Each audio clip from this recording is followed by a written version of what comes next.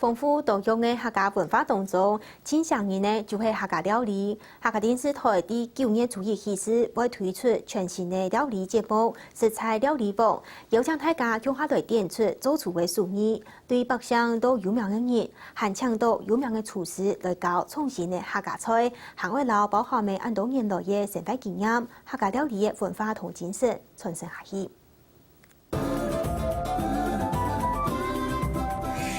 卤好嘅豬肉片，同紅葉一隻坑，用滾嘟嘟嘅油拌煎炸糕，就像螺絲嘅銅錢。古領導一家用椒醬加片紅東西調出來嘅醬，佢有客家味嘅創意料理，吉祥金錢餅就做好嘅。吃了呀，就不穿太淺咯，我就老，我這度一出菜就係一個故事。我希望講你客家菜咪做得有安樣嘅，像做得搶眼下安樣嘅宴客菜的感覺。 实在料理王热爱实在料理王，没有实在料理王就吃不下饭，就睡不着觉，甚至就会活不下去了。各位观众朋友，大家好，大家好。客家名人念到做下做得味深圈，為展現出啲戲劇韓國綜藝節目都好望強樣嘅風采。啲貴神奇嘅普通地度，來好用嘅準備食材，切出韓國做細一條功夫。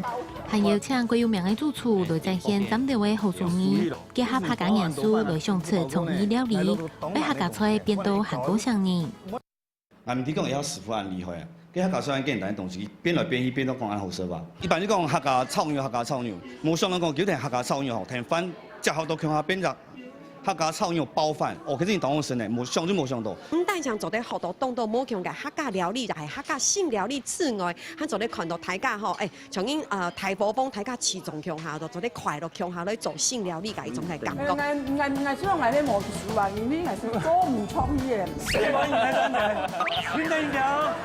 節目還有請幾多個年齡層都有嘅鄉親朋友來分享自家當地嘅料理。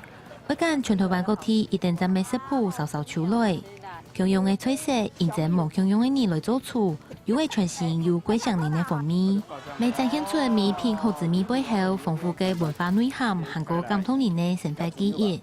客家新聞潘建雄、陳欣怡特別報道。